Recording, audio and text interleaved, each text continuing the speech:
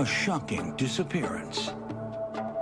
This was a real whodunit mystery, with the people being involved being powerful. A desperate family. They lived in a neighborhood where the police didn't come searching for a dead body. And a 10-year quest for the truth. I would like to know if something happened to my wife. A perfect life destroyed by the perfect crime. Tonight on Power, Privilege, and Justice.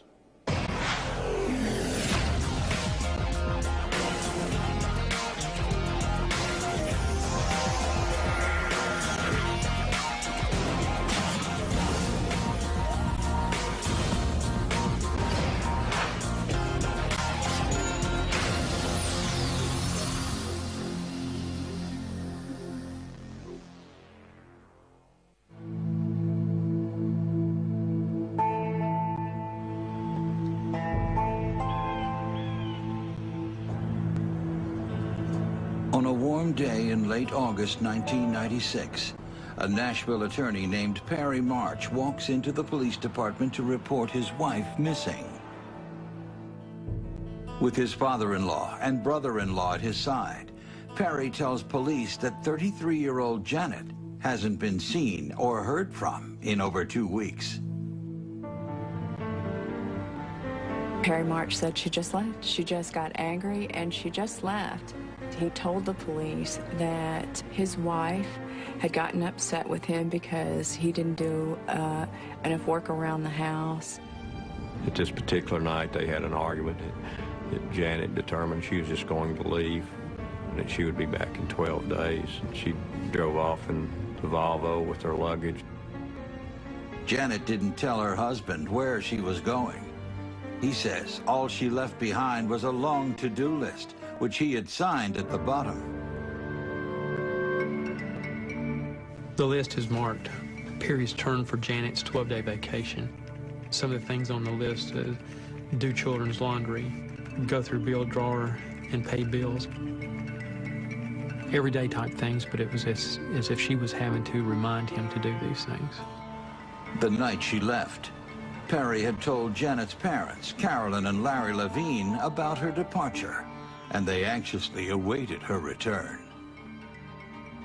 But once 12 days had come and gone, the Levines' concern turned to panic. I believe Larry Levine even gets somewhat criticized by the detective for not coming forward sooner. Janet March's disappearance came to light 2 weeks after her husband said that she went missing. And it was 2 weeks of time that the police lost. Police begin their investigation at the March home in Forest Hills, one of Nashville's most exclusive neighborhoods. The March's babysitter tells them something hadn't felt right the day Janet disappeared. She saw Janet working on the computer, and she knew Janet was consumed most of the day working on the computer, which was not typical Janet. Speaking to Janet's friends, police discover that the timing of Janet's vacation is highly suspicious. Her oldest son, Sammy, was going to be 6 years old. Janet had sent the invitations out for his birthday party. Sammy's birthday had arrived, but Janet still didn't come home. Perry and the Levines decided to go ahead with the party anyway. People that knew her said, well, why would she send out invitations for a birthday party and not attend the party? She also doesn't call, write, send a card, send a present, anything. Also, no one who knew her could imagine that Janet would miss Sammy's first day of school. Sammy was very upset because he told the teacher that he never got to say goodbye to his mom. Anyone who knew Janet said that this was simply way out of character for her. The police searched everywhere. We would check anywhere that a person may be able to go and be somewhat anonymous. Maybe she had some sort of a nervous breakdown. Maybe there was hospitalization going on. Maybe she was in jail somewhere. And there was absolutely no clue of her. Finally, 9 days after Janet was reported missing, police get a lead. Someone has spotted her car. It was a 1996 Volvo 850, and it was backed into the Brixworth Apartments, which was approximately 4.8 miles from the March household. Those who knew Janet March said that she wasn't a very good driver and wouldn't have backed into a parking space.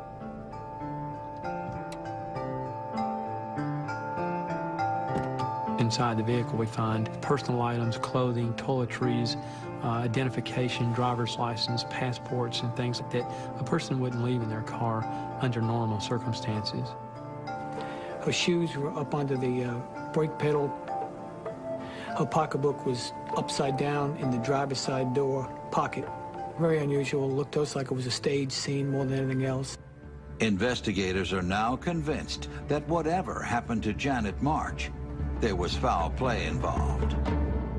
The case changed from a missing persons case to a homicide investigation. A murder in Forest Hills? It seemed impossible.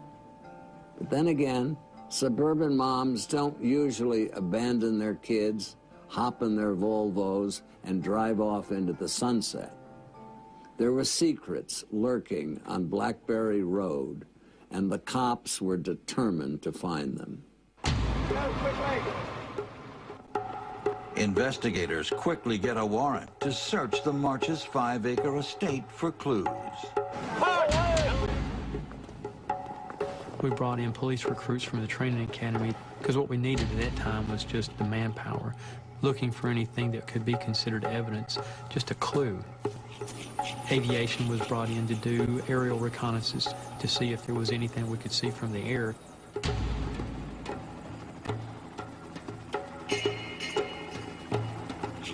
They had a heat-seeking helicopter that would find a body.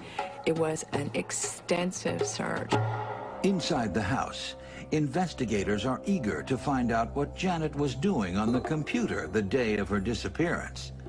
But when they check the home office, they make a shocking discovery. The hard drive was ripped out of his computer. It was inexplicable. Perry had no explanation as to why the hard drive was missing. That's when they got really suspicious. Police suspect that Perry, not Janet, might have written the to-do list and thrown away the hard drive to cover it up. The police actually told Perry March that they were interested in the hard drive, and then they go over there and it's gone. Perry March was not acting as you would expect a grieving husband, so to speak, to act. I recall him being with his brother Ron, and I recall him being outside on the patio, eating Italian food and smoking cigars. And it was pretty clear to us that his input and his interest in finding his wife Janet was zero. Perry quickly emerges as the only suspect in his wife's disappearance. But instead of laying low, he goes on a media blitz, proclaiming his innocence all over the nightly news. I am beside myself that not only have I lost my wife and the mother of my children, but I don't have people hugging me and telling me how much they want to help me. I have police saying you did it. So we're supposed to believe that she would walk away from her 2 children, walk away from a wonderful family life, mother and father, siblings she was very close with, and just have absolutely no contact with them. Her friends said that she wouldn't have been the kind of wife that said, hey, I've had enough. I want to go live my life and do something else. That wasn't Janet March. The Levines begin to realize that waiting 2 weeks to report their daughter missing may have been the worst mistake of their lives. A lot of people think, you know, how could they have been so stupid to not go to the police? They believed in Perry. They believed in what Perry was telling them. And so they decided to go ahead and wait and take him at his word that Janet said she was going on a 12-day vacation. You know, they really didn't want to think that something horrible had happened to their daughter. Then, things turn even worse for the Levines. Just 3 weeks into the investigation, Perry packs up his children and moves to Chicago. As soon as it became obvious that he was a suspect, he was out of here, which of course made him look much more suspicious. I'm a suspect. I'm a villain. There's only one way the police are going to clear my name, and that's find my wife or find someone who did something to my wife. As shady as Perry seemed to be, the police didn't have anything on him. Unless they could turn up a body or a body of evidence, their prime suspect was totally untouchable.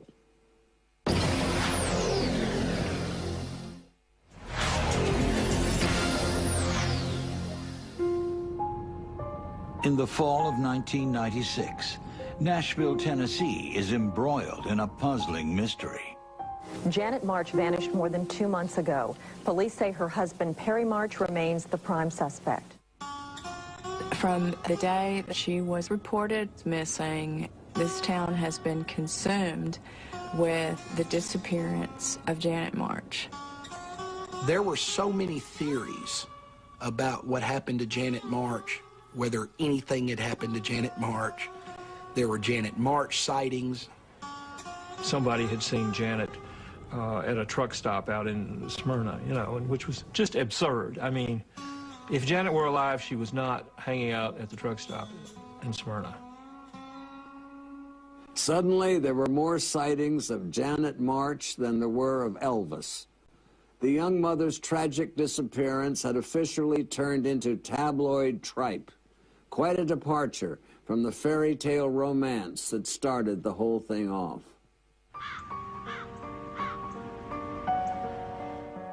Janet and Perry had met at the University of Michigan. Much like Janet's parents had met at the University of Michigan before them, this was the man that she wanted to marry. And the Levines were very much in favor. Wanted to be a lawyer just like Larry, you know, wanted to go to law school just where Mr. Levine did.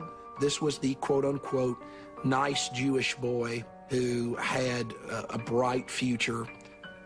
As Larry Levine has said, that if his daughter loved Perry March, that was good enough for him. Janet's father, Larry Levine, was a wealthy and successful lawyer. He and his wife, Carolyn, were respected members of Nashville's close-knit Jewish community. They were in the upper echelon of that society. Larry Levine was a very powerful and influential insurance defense attorney. In 1986, Janet and Perry were married, and Perry's lifestyle improved dramatically.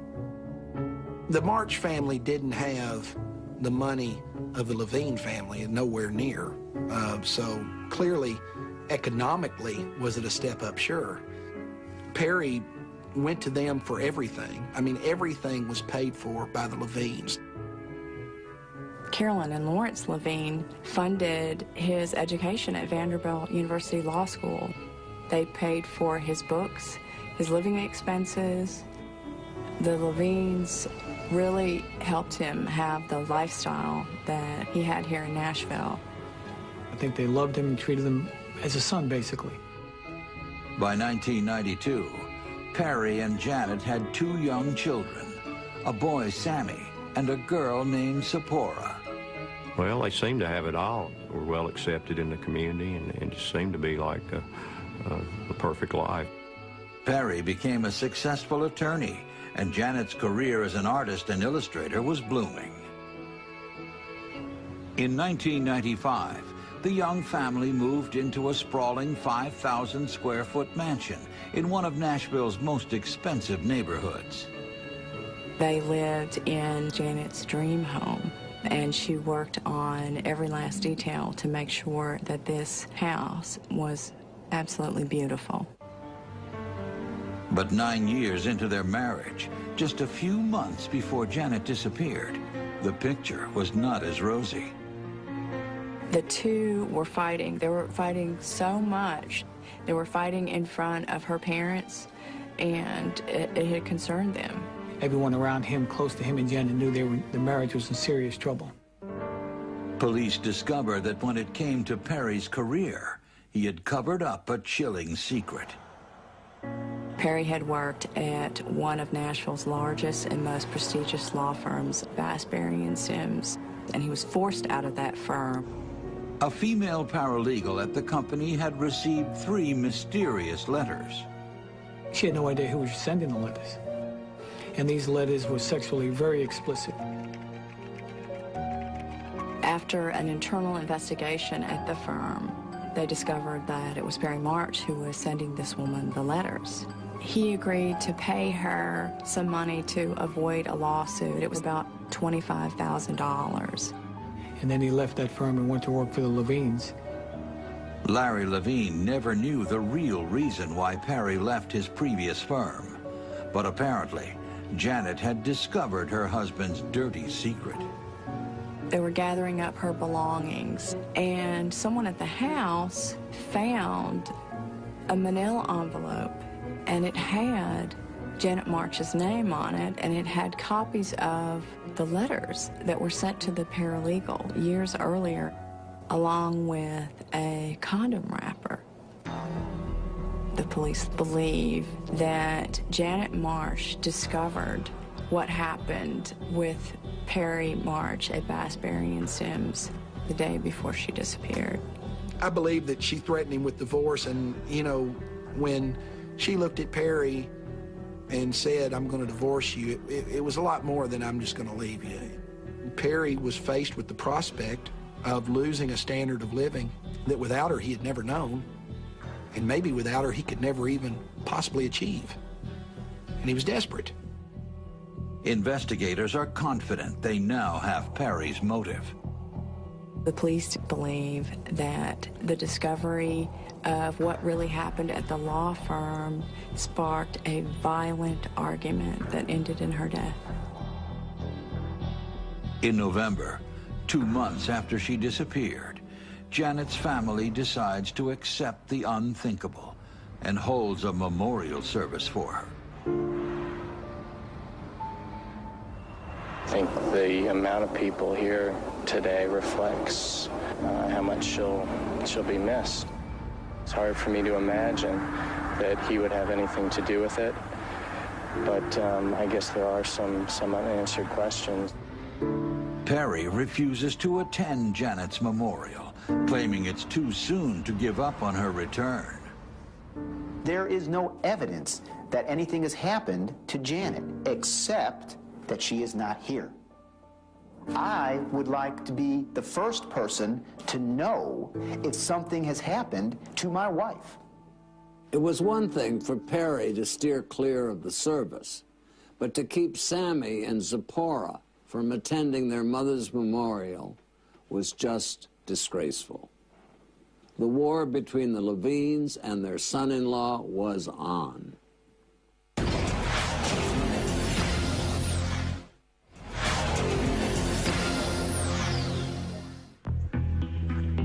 Two years after Janet March disappeared, the investigation is at a standstill.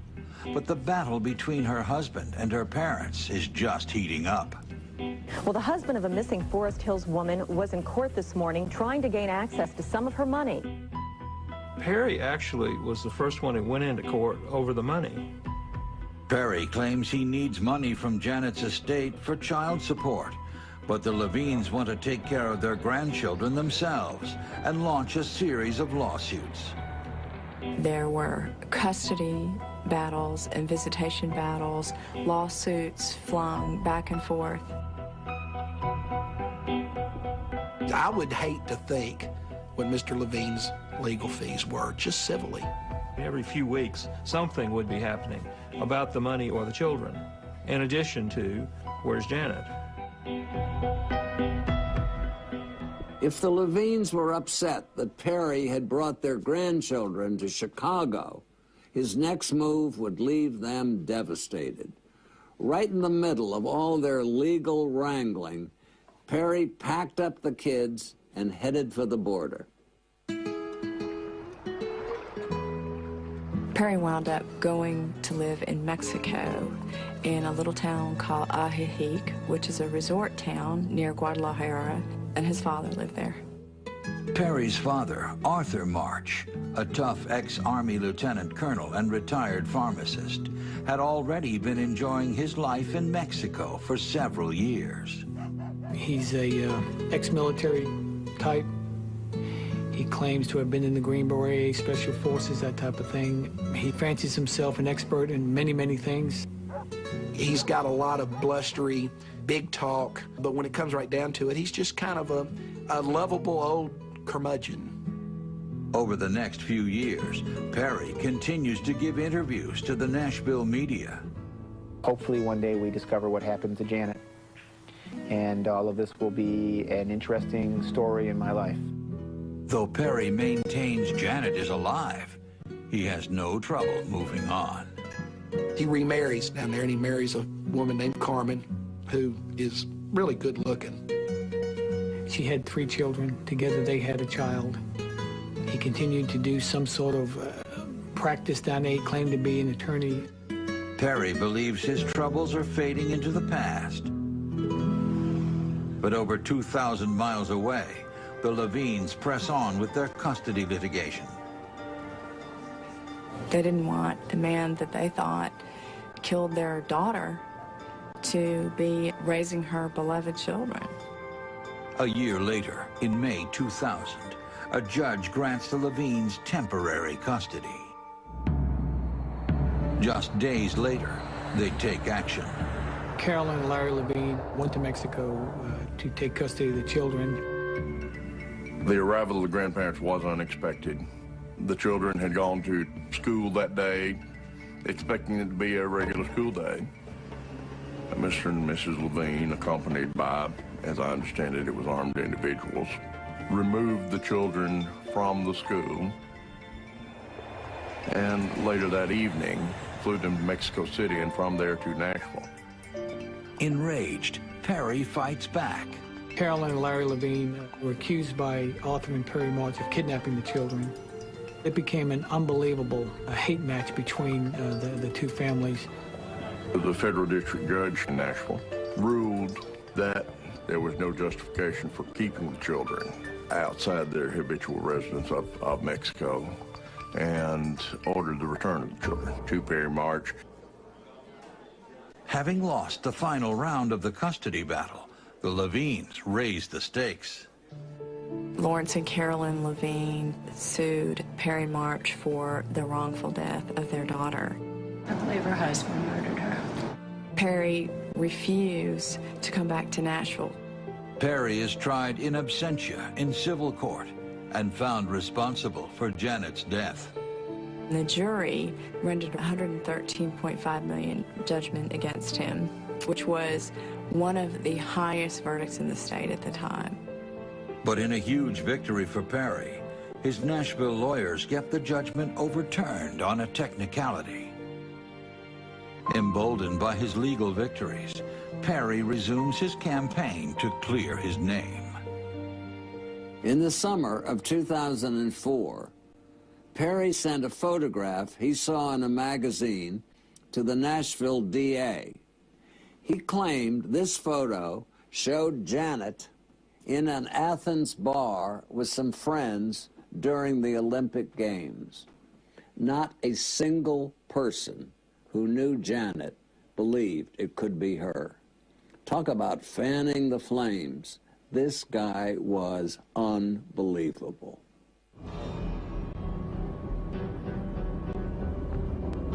Our hope was to find her body, and that's what we were really pushing.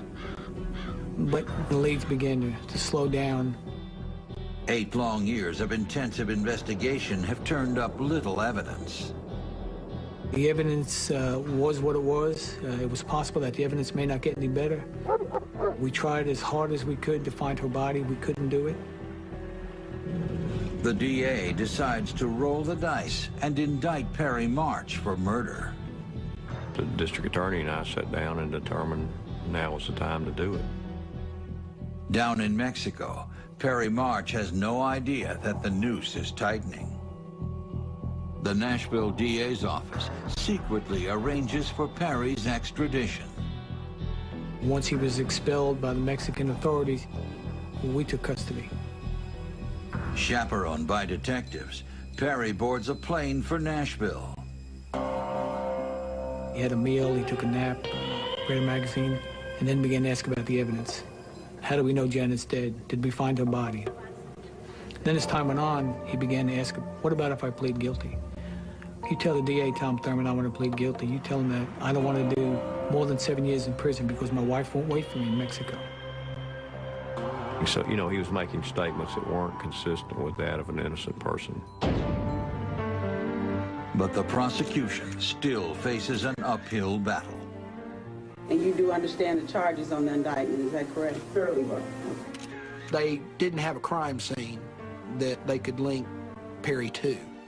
They didn't have a murder weapon. We had no evidence to show that a homicide had occurred other than Perry's actions, the type of mother and person Janet was. They really didn't have anything other than she's gone.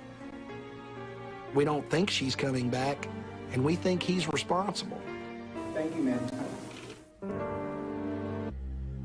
We today are announcing the arrest of Perry March on several charges, including second-degree murder. Perry's in-laws, the Levines, had fought for his arrest for 9 years. Justice finally seemed within reach.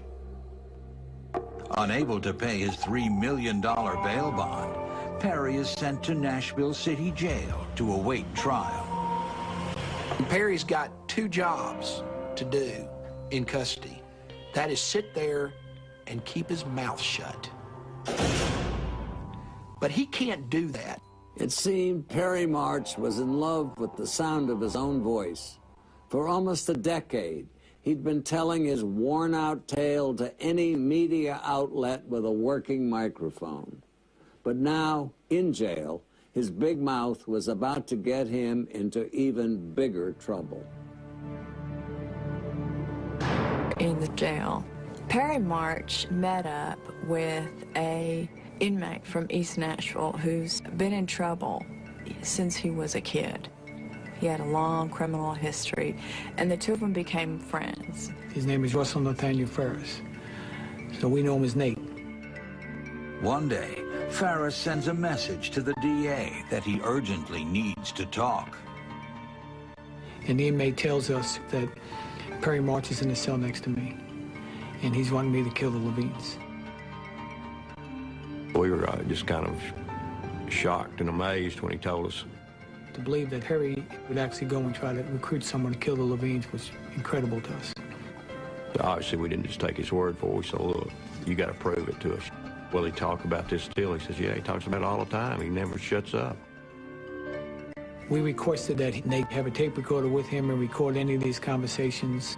Awaiting his own trial for attempted murder, Ferris is more than willing to rat out his neighbor. Take your time at it. You don't make any mistakes. You go carefully. You figure your process. You do what you need to do. Nathaniel Ferris was supposed to get out. And while he's out on bail, he's supposed to go surveil the Levines, get their patterns down, and then kill both the Levines. You just have to remember that you have to clear the house with kids, make sure there's no kids there, and then you have to wait for the afternoon and they're together. Yeah. Leave no trace.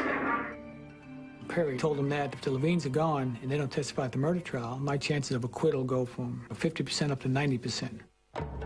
Look here, Perry. If they're both in that house, if they answer that door, it's over. Of all the people he can pick to help him in this conspiracy, he goes and picks a professional snitch. And that's the beauty of Perry. That's just the beauty of being so entirely criminally unsophisticated and too ignorant to know it. To sweeten the deal, Perry offers up his father's services. Arthur March was supposed to give the would-be hitman shelter in Mexico. If my dad thought you were helping me, my dad would go take a bullet for you in the gut tomorrow. When you get to Mexico, we'll be drinking Coronas on the beach. You live like a king. So he made all kind of promises to Nate, thinking Nate was going along with this. Perry even helps Ferris come up with an alias. First and last, if you can remember, it's going to be easy for you to when you get here. Okay, Bobby Gibbons. A few weeks later, the plan is set into motion. Ferris gets out of jail. Perry thinks he's getting out on bond. The reality is we faked that. We put him in another jail in another county. And he starts making a series of phone calls to Arthur March in Mexico. Hello? Hello? This is Colonel? Yes. Hey, how you doing? My name's Bobby Givens. When Nate made telephone contact with Arthur, Arthur was not surprised. When Perry said you were going to be calling, I'm supposed to help you out any way I can. Is it fun down there? The sky's blue, the beer's cold, the whippers are hot. What the hell else do you need? 5 minutes into that conversation, they're talking about getting the gun. 5 minutes into it. 10 minutes later, they're talking about killing the Levines. Then Arthur starts big talking, telling him how to do it, which type of instrument to use, how to not print up a weapon. My suggestion is, from the minute the product is got, you wear thin surgeon's gloves. Yeah, okay. You do not take them off at all. All of this stuff is just unsolicited advice. All told, Farris supplies police with over 6 hours of recordings. You could not have picked a worse aide de camp in the killing of the Levines than Nathaniel Farris. That question mark on his neck stands for, am I going to snitch you out or not? Perry and his father are immediately charged with conspiracy to commit murder. There were a lot of people that wondered, didn't this lawyer know that he shouldn't be talking to people in the jail? Well, most people initially didn't believe it because you just had this tremendous feeling, almost incredulous, there's no way he's that stupid. And then, of course, when you heard the tapes, you realized that, yes, he is. After a decade-long game of cat and mouse, investigators finally had their claws into Perry March and his father. And now they believed that if they could squeeze Arthur even tighter, they might finally be able to solve the mystery of what happened to Janet March.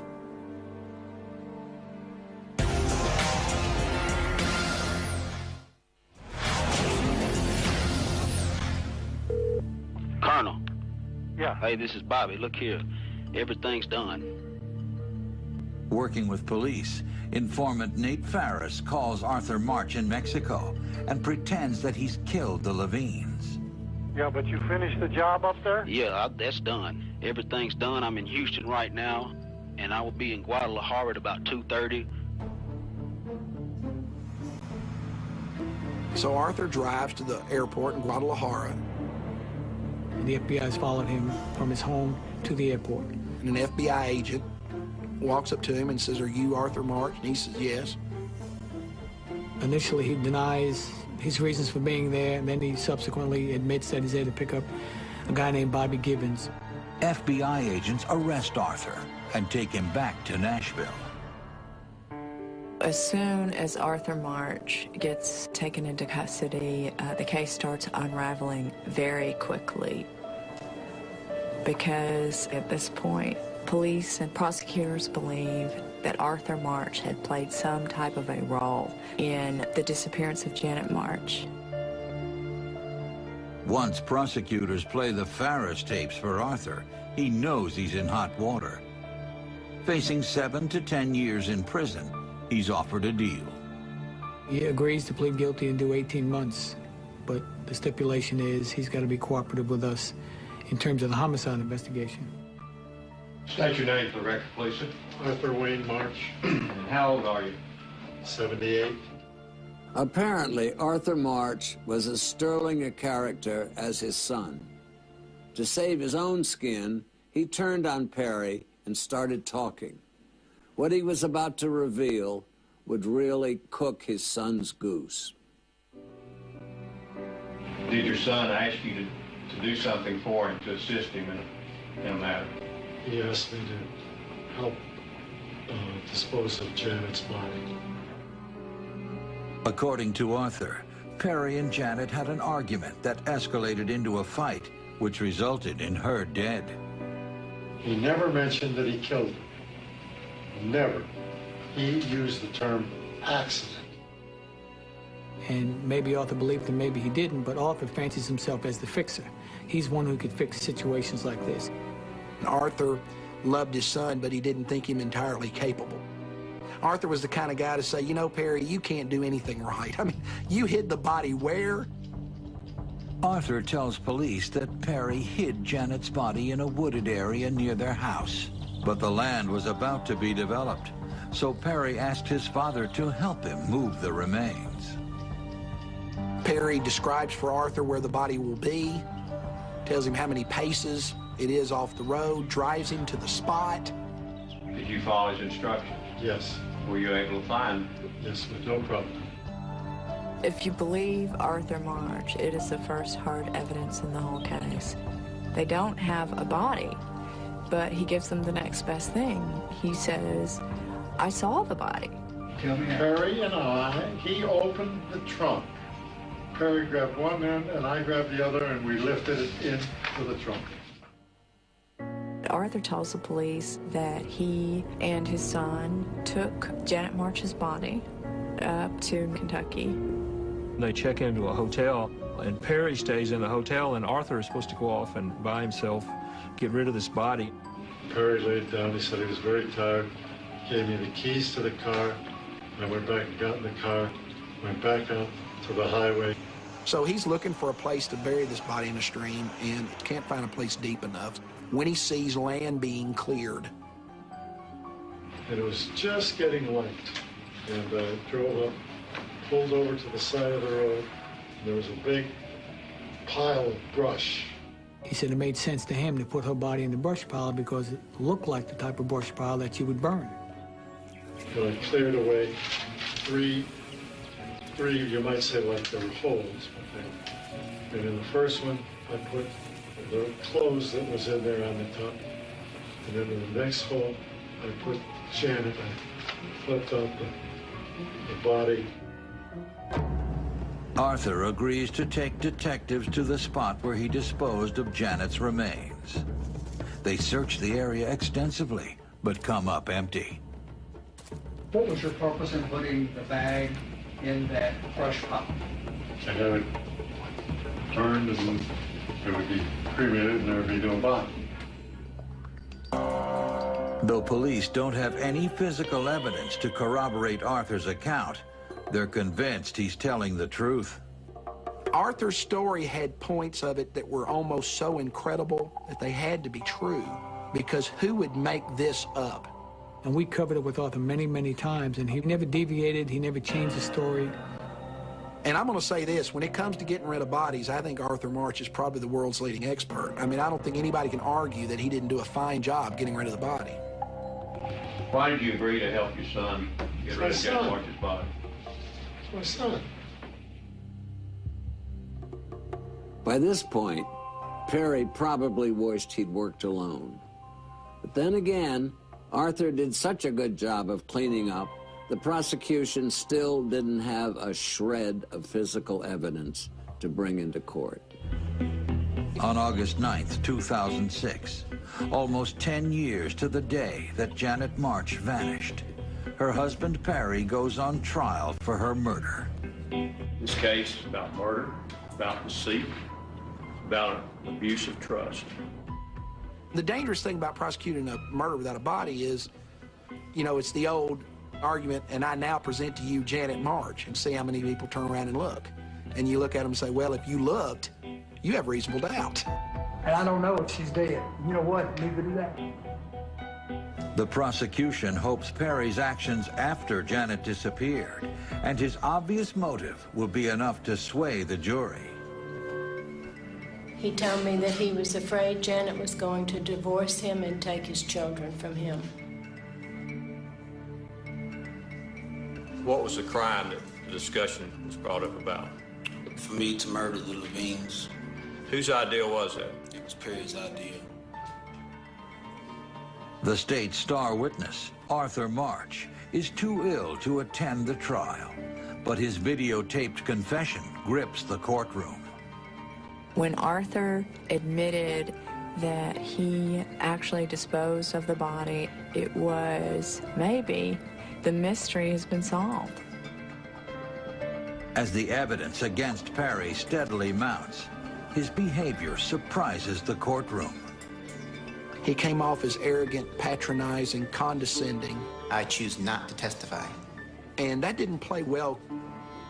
After 7 long days of testimony, the case goes to the jury. All right, if you would stand, please, sir, there, and announce the verdict on behalf of the jury. We, the jury, find the defendant, Perry Avram March, as to count 1, guilty of second-degree murder, as to count 2, guilty of abuse of a corpse, as to count 3, guilty of tampering with evidence.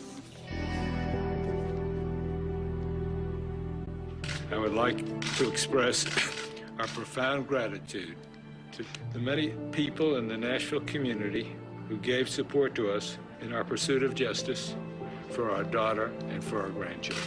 That's all we have to say. I think they had a passion that justice could be done for Janet, and they had a resolve about them that they were going to see it through. Can I give you a hug now?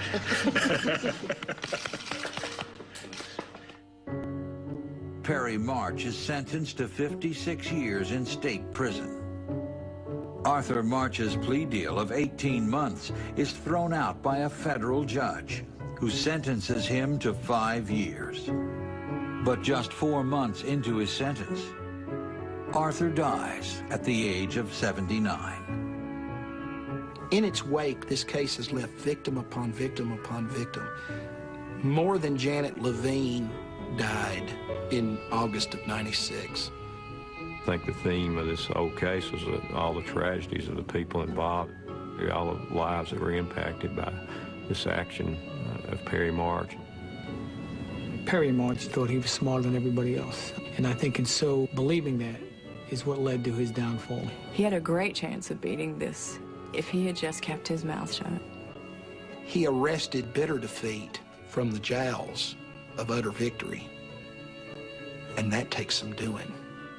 From prison, Perry is still making trouble.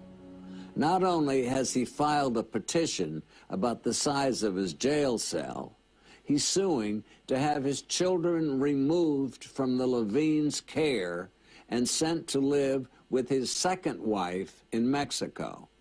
Some people have no shame. For Court TV, I'm Dominic Dunn.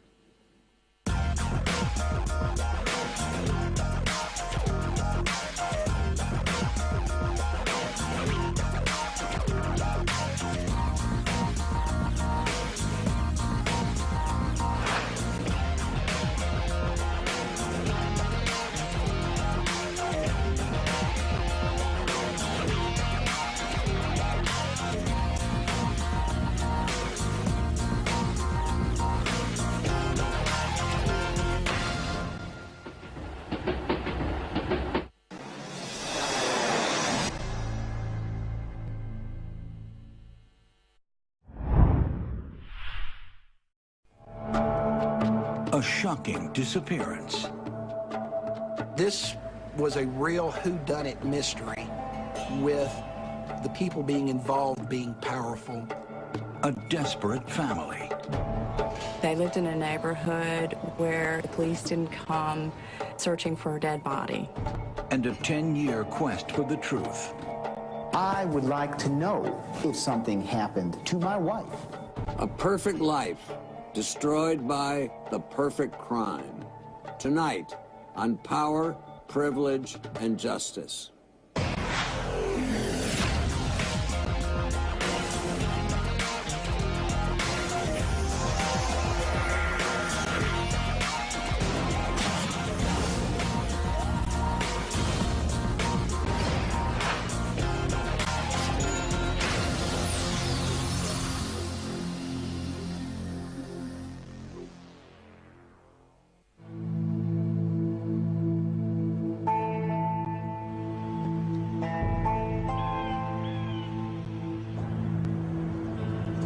On a warm day in late August 1996, a Nashville attorney named Perry March walks into the police department to report his wife missing.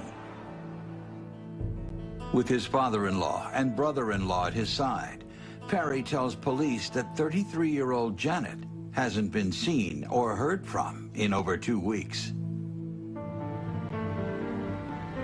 Perry March said she just left. She just got angry and she just left.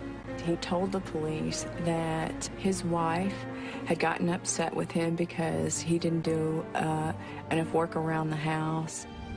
At this particular night, they had an argument. Janet determined she was just going to leave and that she would be back in 12 days. She drove off in the Volvo with her luggage. Janet didn't tell her husband where she was going. He says all she left behind was a long to-do list, which he had signed at the bottom. The list is marked Perry's turn for Janet's 12-day vacation. Some of the things on the list is do children's laundry, go through bill drawer and pay bills. Everyday type things, but it was as if she was having to remind him to do these things. The night she left, Perry had told Janet's parents, Carolyn and Larry Levine, about her departure, and they anxiously awaited her return. But once 12 days had come and gone, the Levines' concern turned to panic. I believe Larry Levine even gets somewhat criticized by the detective for not coming forward sooner. Janet March's disappearance came to light 2 weeks after her husband said that she went missing. And it was 2 weeks of time that the police lost. Police begin their investigation at the March home in Forest Hills, one of Nashville's most exclusive neighborhoods. The March's babysitter tells them something hadn't felt right the day Janet disappeared. She saw Janet working on the computer, and she knew Janet was consumed most of the day working on the computer, which was not typical Janet. Speaking to Janet's friends, police discover that the timing of Janet's vacation is highly suspicious. Her oldest son, Sammy, was going to be 6 years old. Janet had sent the invitations out for his birthday party. Sammy's birthday had arrived, but Janet still didn't come home. Perry and the Levines decided to go ahead with the party anyway. People that knew her said, well, why would she send out invitations for a birthday party and not attend the party? She also doesn't call, write, send a card, send a present, anything. Also, no one who knew her could imagine that Janet would miss Sammy's first day of school. Sammy was very upset because he told the teacher that he never got to say goodbye to his mom. Anyone who knew Janet said that this was simply way out of character for her. The police searched everywhere. We would check anywhere that a person may be able to go and be somewhat anonymous. Maybe she had some sort of a nervous breakdown. Maybe there was hospitalization going on. Maybe she was in jail somewhere. And there was absolutely no clue of her. Finally, 9 days after Janet was reported missing, police get a lead. Someone has spotted her car. It was a 1996 Volvo 850, and it was backed into the Brooksworth Apartments, which was approximately 4.8 miles from the March household. Those who knew Janet March said that she wasn't a very good driver and wouldn't have backed into a parking space.